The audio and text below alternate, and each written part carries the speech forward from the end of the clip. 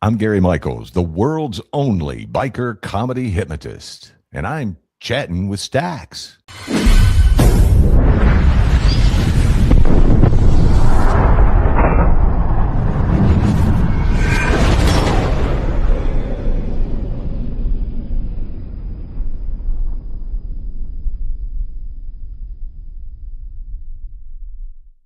Welcome to this episode of Chattin With Staxx. I'm your host, Bill Staxx, and today I got the world's only biker hypnotist magician, Gary Michaels. Rock on, dude. What's going on, man? How you doing? Well, better than I deserve. It's a pretty crazy title, man. It's a mouthful. It's a mouthful, that's for sure. I mean, April doesn't usually get a mouthful, but when I do my title, it is a mouthful. The world's only biker comedy hypnotist, magician, and we could keep going on and on with that resume, but I had to shorten it up somehow. Yeah. I didn't want to bore people to death. You know what I mean? What came first? Where are you from? Kentucky originally. Kentucky's my home. Lexington, Kentucky is my home. I actually grew up in a very small town in western Kentucky. There's only 600 people in the whole city and the whole county. I miss it a lot. Well, not necessarily county, but where I lived, there was only 600 people there. I lived on a lake out in the middle of nowhere, which, as a big outdoorsman, it was perfect for me. And then I moved to Lexington and started my entertainment career, and I was 18 years old when that happened, and I never left. I left. I stayed there for a while, and then I moved to Virginia, and then I moved to Alabama, I moved to Florida. I live in Georgia now, but Kentucky will always be home to me. Go Big Blue, baby. So how did you get into your field of work? Like, what was the first thing you started doing, and what did you want to do when you were younger? That's a great question. When I was a kid, this was back when we had 45 record players before cassettes came around. The first cassette I ever got for Christmas was Ozzy Osbourne, Blizzard of Oz, and I immediately got hooked with Randy Rhoads, the guitar player. But I used to play radio when I was a kid, believe it or not. I would write down everything the jocks would say, and I had all the songs that they played on the radio, and I could tell you when a song came on the air, the first note, I could tell you who it was, what year it came out, who was in the band, how long the song is, just every lyric. I could tell you everything. But unfortunately, the little town I grew up in, this is how I used to talk. And then there was a guy, his name was Tim Smith. I'll never forget this gentleman. I loved him to death, man. He's one of my heroes. I knew that he worked for a radio station, and I was 18 years old when this happened. And he was I saw him out somewhere, and I'm like, hey, Tim. Well, Tim's 3 syllables if you do it properly, right? So I said, hey, Tim, I'd like to have a job in radio. He looks at me, takes a drink of his beer, and he goes, well, Gary, what is it that you would like to do? Holy shit, I want to talk like that. And he gave me my first chance, man. Took me under his wing, taught me how to lose the accent, taught me how to create the voice, and taught me actually how to read again. Everybody can read, but when you're reading a script or a commercial or a documentary or whatever script it is you're reading, you don't want it to sound like that you're reading it. You want it to sound very natural. So there's, certain phrases, and we call it bob and weaving. All right. So you have to, what I do is I'll read a script over and over and over and over and over and over, and then I'll record it, and then I'll think, oh my God, that's great. And then I'll delete it, and then I'll record it again. And then I produce it and get everything right where and then I'll delete it all and start all over again, because the more you do it, the more natural it sounds, and it doesn't necessarily sound that sound like that you're reading it. When I go back and listen to it, I'm like, yeah, I didn't like that. You may not pick up on it, but I pick up on it. And I like to throw stuff out there, especially when I'm doing my show. If it's not perfect, I'm not going to put it on stage, or I'm not going to let it broadcast. So that's how I got started in the radio business. And, later in life, I got to thinking, I love radio. I love radio. It's the and I still do. I miss being on the air, but I was just a voice. And with my personality, I wanted to, to get out there in the public. So anytime I had a chance to be doing an appearance, as a radio person, I was all over it. And then, I started singing in a band and got into comedy. I was doing magic since I was 8 years old. I owned a nightclub for a while, and me and my business partner, Brad, he's also one of my best friends, and he's our guitar player and our lead singer. He and I decided to go in together to buy a nightclub only because we got tired of looking for gigs. We want to always have a place to play. Is it hard to manage a nightclub and be the performer? Yeah, a little bit. I mean, there was 4 of us, and we had one guy who handled the business stuff, the other guy that handled the ordering and all that kind of stuff. And then Brad and I, we just played. But the good news about owning a nightclub and playing in the band is 2 checks. We got paid to be in the band, to perform. And then we got an owner's check, every month, we get paid. So that turned out very, very good. But when we were in the club, not only would, I'll be in the band, but when we would take a break, I'd be out in the crowd doing magic, and in between breaks, I'd do comedy up on stage, and I was working at a radio station at the same time. So all of that sort of fell into place, and here we are now. I'm hypnotizing people and making them do stupid shit. But generally, most people don't need my help. They do stupid shit on their own. Yeah. So you're also a biker. So when did you get your first bike? Oh, wow, man. When I lived in the small town back in the woods, me and a guy named Brian, who I grew up with, we was actually building mini bikes back then out of tiller motors. Yeah, we would build mini bikes and little go-karts, and just, so I've been around it a while. It took me, as I got older, I'd ride a little bit and never really got into the thing. And then when I literally put this show together, I got to thinking, what's going to be different than somebody else that's out there doing the same thing? Right? You got to keep in mind, now I'm the only guy in the world that does what I do as a biker, which is a cool thing because nobody sees me coming. Nobody would look at me and go, hey, I bet he's a magician. No, they won't look at me and go, hey, I bet he's a hypnotist. No, they don't see me coming. But as they see a biker out here doing fun stuff, it gives people a different perspective on who bikers are. So, I've had many bikes, but I really started riding, 20, 25 years ago. I'll tell you one thing. I had a bike. I had an old Road Glide. It was a 99 Road King. And then I bought off a guy for $4,000. Transmission was all screwed up in it. And I called him up and said, man, you sold me a lemon. He says, well, it's okay. I'll take off $1,000 for you. And I'm like, okay, you knew this bike was a mess. And then I was out in Reno with some guys I do business with, and we decided to rent motorcycles.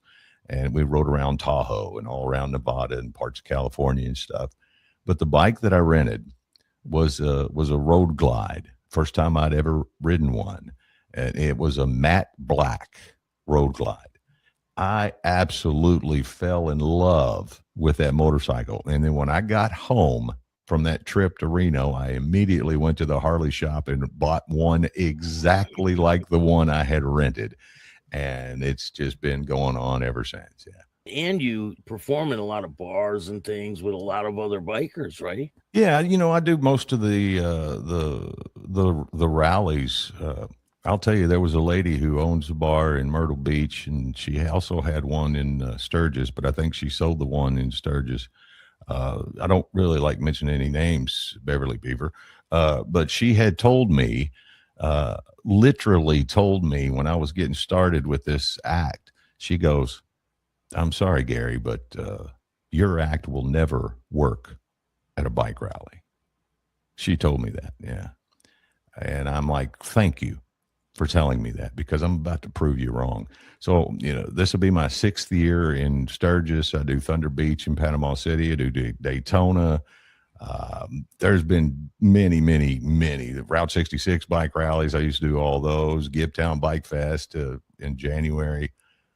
They're taking over, so I probably won't. Somebody else is taking that gig over, so I don't know if I'll be there this year or not. But I do a lot of bike rallies. But yeah, we do a lot of bars and theaters. Matter of fact, I got a gig coming up a couple of weeks in Biloxi, Mississippi, the Sanger Theater, which is a staple pretty much in Biloxi, and it's been shut down for 8 years. And somebody else decided to come in and take it over and refurbish it. And I'm the second weekend that'll be open. So I'm kind of looking forward to that. And then in Griffin, Georgia, we're going to be at the Griffin Opera House. It's kind of like doing a Netflix special. I mean, the room is amazing. You could just imagine these old theaters with all the chandeliers and the cool stuff. And I like doing gigs like that, because you got to keep in mind, yes, I do enjoy the biker community, and I am, part of the biker community, but I don't just perform for the biker community. I perform for everybody. The biker thing is sort of a niche. I don't know how true this is, but in my mind, when I'm promoting a gig, somebody's thinking to themselves, a biker that's hypnotizing people? I got to see this. So it seems to be working. I stay pretty busy all the time, but yeah, I do, a lot of bars and theaters and comedy clubs. I do comedy clubs as well. And I'll perform for anybody. I'll hypnotize people in a freaking bathroom if they pay me. I don't give a shit, Being a comedian, right? And being a singer and a radio jock, that's all like regular stuff. But being a hypnotist, where does this come from, and what type of stuff do you have people do? Okay, so first and foremost, I'm an autodidact. I think I pronounced that right. But for people that doesn't understand what that word means, I am self-taught. I am a self-taught hypnotist. And what do I make people do? Pretty much anything I want them to do. There's a guy in particular, Johnson, Mike Johnson, I believe is his name. We were on a cruise ship, and it was a biker cruise. And I had him so freaking hypnotized, dude. He could have done anything in the world, but I actually made him believe that his fell off, and it was out in the audience somewhere looking for him. And he went into a complete panic attack, literal tears pouring down his face, crocodile tears pouring down his face. The crowd's going bananas over this guy, right? And he's on stage crying. He's looking, I need to find my Johnson. I can't find my Johnson. Dude, it was hilarious. I've got video on one of my socials. You could go check it out. I lost. You lost what? I lost my man. I'm sorry? What? I hear it. Listen. Where? It's in a backpack. Listen, Bartek, listen. I hear it. I hear it out there. It's on that side of the... Look, it's over here. Roger has it, yeah. Roger, you have Bartek's... Ask him if somebody has it. Who got my... But, you can make people forget a number. You can make people forget their name. You can make them believe that their nose is rubber, and make pop, pops them in the face, and they get these mannerisms and stuff. There's a lot of things you can do with hypnosis. I find it to be extremely funny. And as long as I've been doing this, Bill, I got to tell you, I still to this day get amazed at some of the response that we get with the subjects that are on stage. I even get amazed at the response I get just doing a simple magic trick. I was at a place last night. There was a wedding reception or wedding party. Some friends of ours got married and had a big old party at the bar. And I was there doing magic tricks for all these young people, man. And some of these guys and gals were freaking out. They're like, oh my God, David Blaine. I'm like, how do you even know who David Blaine is? You're not old enough to know who David Blaine is. Or Chris Angel or David Copperfield. Copperfield. Right? Yeah. You know, I can tell you stories about all three of those guys, but I get amazed at people's reactions. And when we're on stage and I get people hypnotized, as a matter of fact, I hypnotized the owner of Law Tigers, the motorcycle lawyer group that promotes them all, you know, all the bike rallies and stuff. I hypnotized the old man. It was hysterical, absolutely hysterical. And you never know what's going to happen. I never know what people are going to do.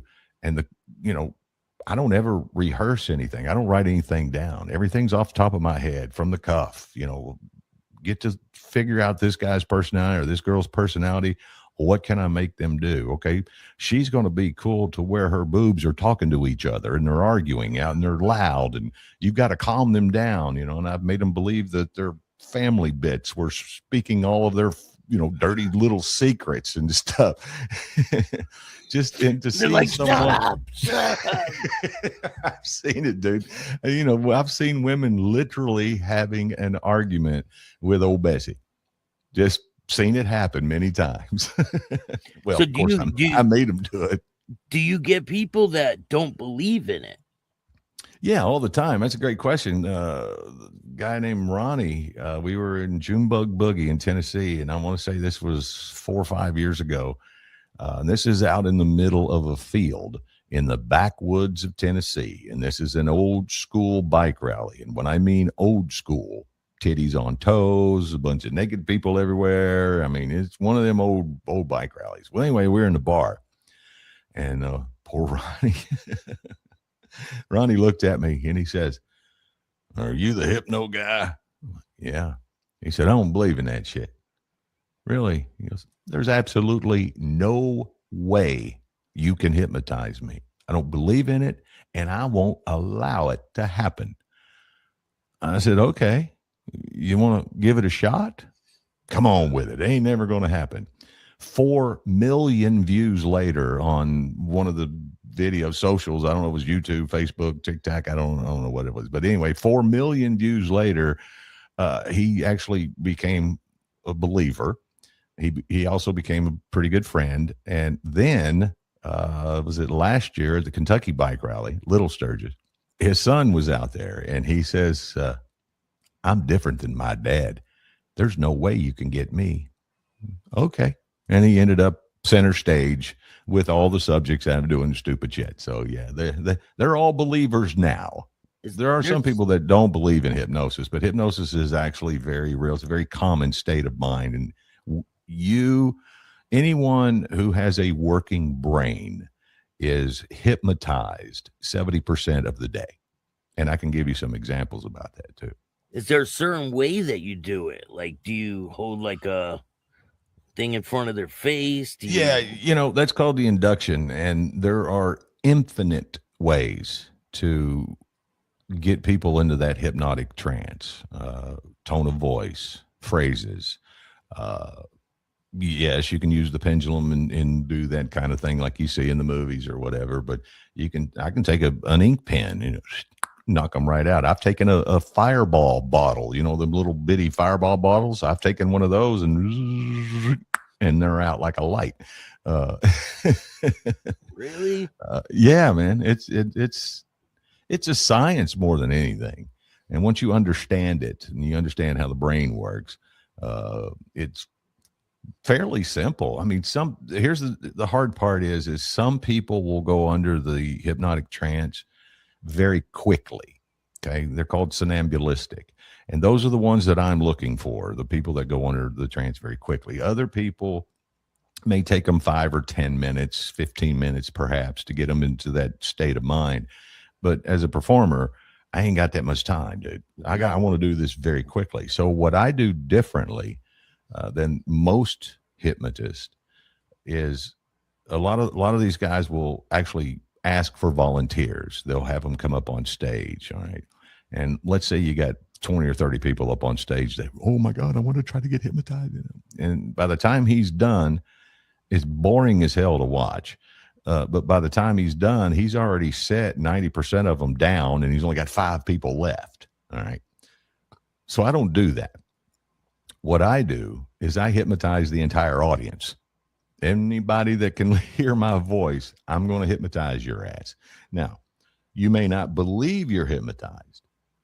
Some people, but other people go under that trance very quickly. And so I'm not going to limit myself to 20 or 30 people when I got, 2,000 people out here. There's going to be some really good subjects out there. So I hypnotize the entire audience, and then I'll walk out and pick and choose the ones that I want, and then I'll bring them up on stage. It's entertaining to watch. I got to keep things going, keep things flowing. I hate to be boring. So I'll pick and choose the ones that I want, get them on stage, give them a little deepener, and then the fun begins. And strap yourself in and hold on to the bar.